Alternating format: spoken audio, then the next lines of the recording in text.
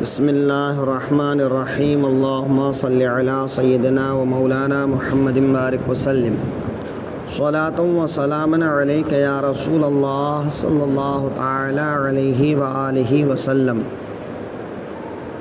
درس قرآن کے سلسلے میں سورہ بقرہ کی آیت نمبر 89 اللہ تبارک و تعالی ارشاد فرما رہا ہے، وَلَمَّا جَاءَهُمْ كِتَابٌ مِّنْ عِنْدِ اللَّهِ مُصَدِّقٌ لِمَا مَعَهُمْ، اور جب ان کے پاس اللہ کی وہ کتاب یعنی قرآن آئی جو ان کے ساتھ والی کتاب یعنی توریت کی تصدیق فرماتی ہے۔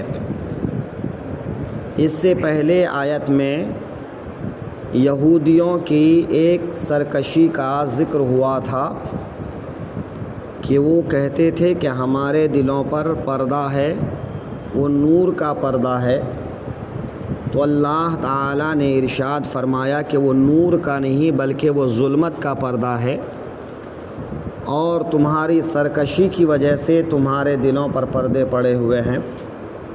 اب یہاں ارشاد فرما رہا ہے، قرآن پاک کی صفت یہ بتایا کہ قرآن پاک ایسی کتاب ہے کہ یہ کتاب یہود کے لیے جو کتاب آئی تھی اس کتاب کی تصدیق کرنے والی کتاب ہے۔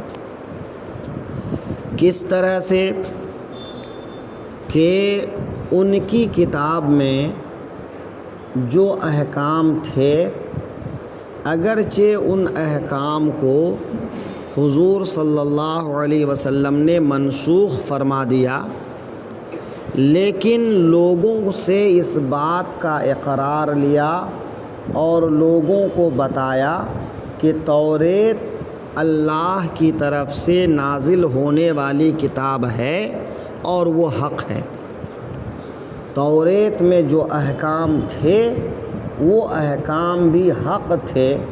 یہ اور بات ہے کہ اس کا وقت جب تک تھا تو اس کے اوپر عمل کرنا لازم تھا، اور جب دوسری کتاب آ گئی تو اب اس پر عمل نہیں کیا جائے گا۔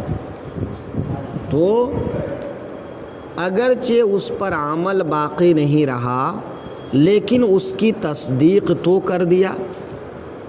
یا یہ کہ توریت میں یہود پڑھا کرتے تھے کہ ایک نبی آخر زمانے میں آنے والا ہے، اس نبی پر ایک کتاب نازل ہونے والی ہے، اس نبی کی صفت یہ ہے، وہ نبی کے آنے کا زمانہ یہ ہے، اور نبی کے پیدا ہونے کی جگہ یہ ہے۔ تو یہ ساری باتیں تفصیل کے ساتھ میں توریت میں موجود تھی، اور جب اس کے مطابق نبی صلی اللہ علیہ وسلم آ گئے، قرآن نازل ہو گیا، تو ان باتوں کی تصدیق ہو گئی کہ جن باتوں کی خبر توریت میں دی گئی تھی ان باتوں کی تصدیق ہو گئی کہ واقعی ایک رسول آئے اور انہی اوصاف سے وہ متصف ہیں، ایک کتاب ان پر نازل ہوئی، تو گویا اس کے احکام کی تصدیق ہو گئی۔ تو اس کتاب کا نازل ہونا گویا توریت کے حق ہونے کی بھی ایک دلیل ہے۔ تو اسی لیے اللہ نے فرمایا کہ جب آئی ان کے پاس وہ کتاب اللہ کی طرف سے جو کتاب ان کی کتاب کی تصدیق کرتی ہے، تو توریت میں یہ حکم بھی آیا تھا کہ جب وہ کتاب آ جائے، جب وہ رسول آ جائے تو اس رسول پر ایمان لے آنا، اس کتاب پر ایمان لے آنا۔ تو اب یہودیوں پر لازم تھا کہ وہ اس آخری رسول پر ایمان لے آتے، اس آخری کتاب پر ایمان لے آتے۔ یہاں پر کہا گیا وَلَمَّا جَاءَهُمْ، اور جب ان کے پاس آئی، تو یہاں جاء کہا گیا کہ فیض پہنچانے کا جو طریقہ ہوتا ہے وہ کبھی اپنے پاس میں بلا کر فیض دیا جاتا ہے اور کبھی خود جا کر فیض دیا جاتا ہے۔ اس کی مثال یہ سمجھیے کہ جیسے کنواں اور بارش، تو ایک پیاسے کو اگر پانی پینا ہے تو کنویں کے پاس جانا پڑتا ہے، لیکن بارش ہر جگہ برستی ہے، ہر گھر پہنچ کر کے لوگوں کو اپنا فیض پہنچاتی ہے۔ تو حضور صلی اللہ علیہ وسلم جو ہیں یہ اور جو کتاب ان پر نازل ہوئی یہ ہر کسی کے لیے فیض پہنچانے والے ہیں۔ اسی لیے یہاں کہا گیا کہ ان کے پاس کتاب آئی، اور ایک دوسری جگہ کہا گیا لقد جاءکم رسول، کہ تمہارے پاس ایک رسول آئے۔ تو یہ رسول بھی ہر جگہ جا کر فیض پہنچاتے ہیں، اور ان پر نازل ہونے والی کتاب بھی گھر گھر جا کر فیض پہنچاتی ہے۔ تو یہ قرآن رسول اللہ پر نازل ہوئی، یہ کہنا بھی صحیح ہے، مسلمانوں کے پاس آئی، یہ کہنا بھی صحیح ہے، یا یہ کتاب تمام جہان والوں کے پاس آئی، یہ کہنا بھی صحیح ہے، چونکہ یہ کتاب تمام لوگوں کے لیے ہے۔ ھدی للناس، اس کتاب کی صفت بیان کیا، جیسا کہ حضور ارسلت الی الخلق کافہ فرماتے ہیں کہ میں سارے جہان کی طرف بھیجا گیا ہوں۔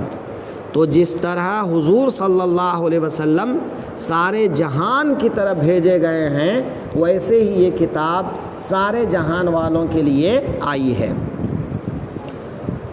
وَلَمَّا جَاءَهُمْ کتاب، تو جب ان کے پاس کتاب آئی، کتاب کہتے ہیں کہ جو لکھی ہوئی ہو، قرآن کو قرآن کہتے ہیں کہ قرآن نازل ہوا پڑھا ہوا، جبریل امین پڑھتے، حضور اس کو سماعت فرماتے، اور پھر بعد میں حضور اس کو صحابہ کرام کو سنا دیتے۔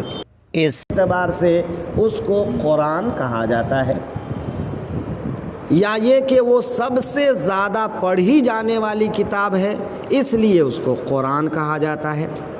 لیکن قرآن نازل ہونے سے پہلے لوح محفوظ میں لکھا ہوا تھا، لوح محفوظ میں لکھا ہوا تھا۔ تو چونکہ لوح محفوظ میں قرآن پہلے سے لکھا ہوا تھا، اس لیے اس کو کتاب کہا گیا، یا یہ کہ بعد میں چل کر بے شمار تعداد میں یہ کتاب لکھی جانے والی ہے، چھاپی جانے والی ہے۔ تو دیکھیے کہ قرآن پاک سب سے زیادہ لکھی جانے والی اور چھاپی جانے والی کتاب ہے، تو سب سے زیادہ لکھی جانے والی اور چھپنے والی کتاب ہے، اس لیے اس کو کتاب کہا۔ من عند اللہ، اللہ کی طرف سے۔ تو یہ کتاب جو ہے کس کی طرف سے ہے؟ اللہ کی طرف سے ہے، کسی انسان کی طرف سے نہیں ہے، چونکہ انسان کی کتاب میں بہت سارے نقص ہو سکتے ہیں، لیکن یہ کتاب ایسی ہے جس کے بارے میں کہا گیا لا ریب فیہ، اس میں کوئی شک کی گنجائش نہیں ہے۔ مصدق لما معہم، یہ کتاب تصدیق کرنے والی ہے اس کتاب کی جو ان پر نازل ہوئی تھی، یعنی یہود کے پاس آئی تھی۔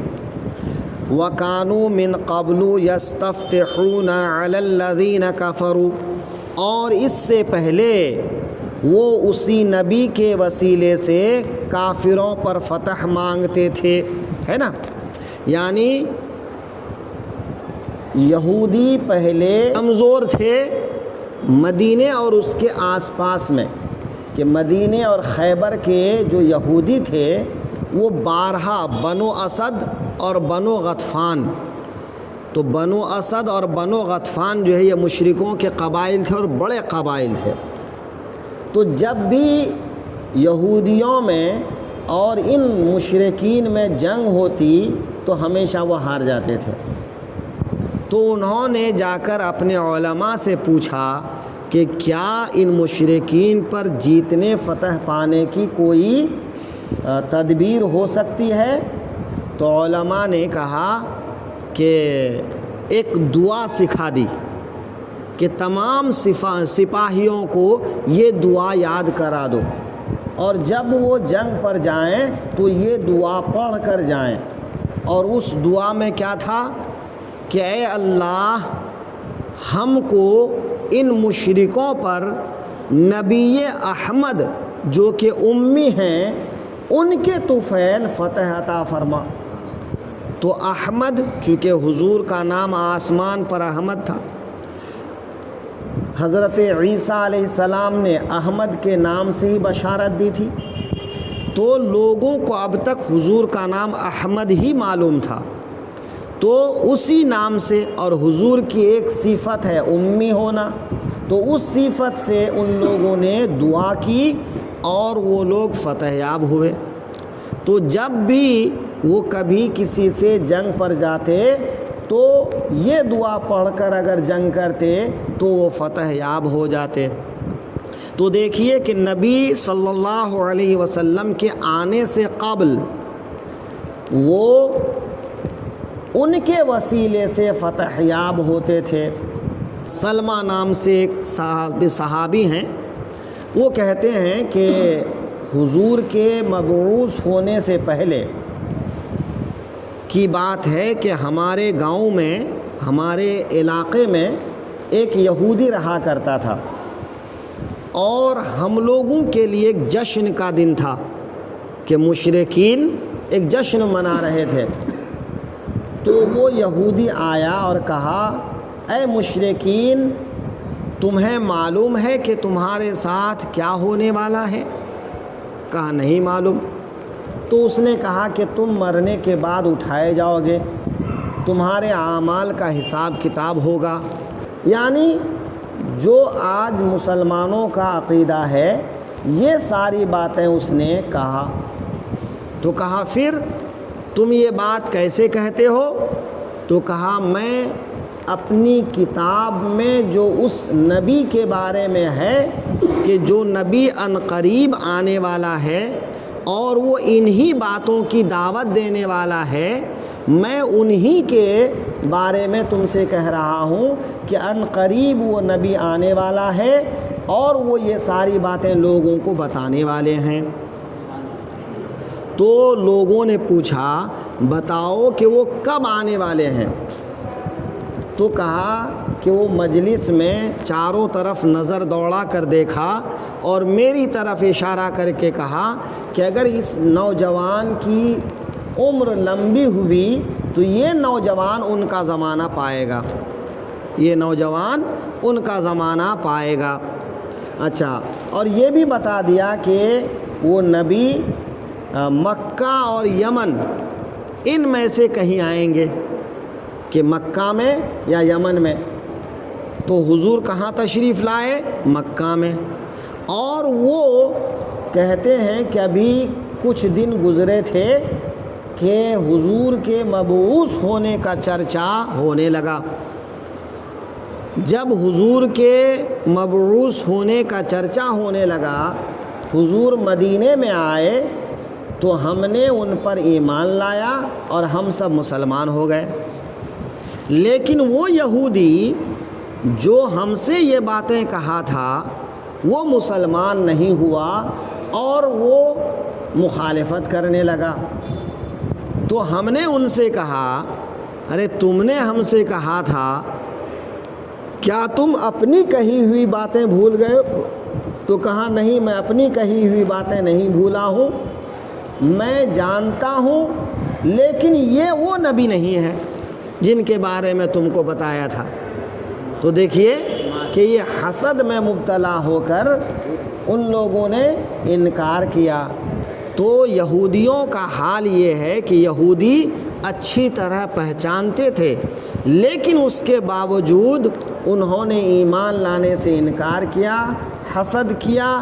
فلما جاءہم، تو جب ان کے پاس آئے ما عرفو وہ جانا پہچانا، یعنی حضور کو وہ اچھی طرح پہچانتے تھے ان کے اوصاف کے ذریعے سے، کفروا بھی تو اس کے منکر ہو بیٹھے، فلعنت اللہ علی الکافرین تو یاد رکھو کہ جو جان بوجھ کر انکار کرے ان پر اللہ کی لعنت ہے۔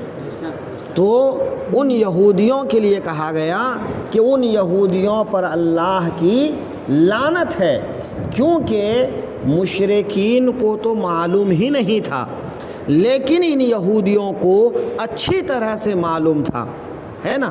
ایک جگہ پر اور آیا ہے کہ یہ حضور کو ایسے پہچانتے تھے جیسا کہ باپ اپنے بیٹے کو پہچانتا ہے۔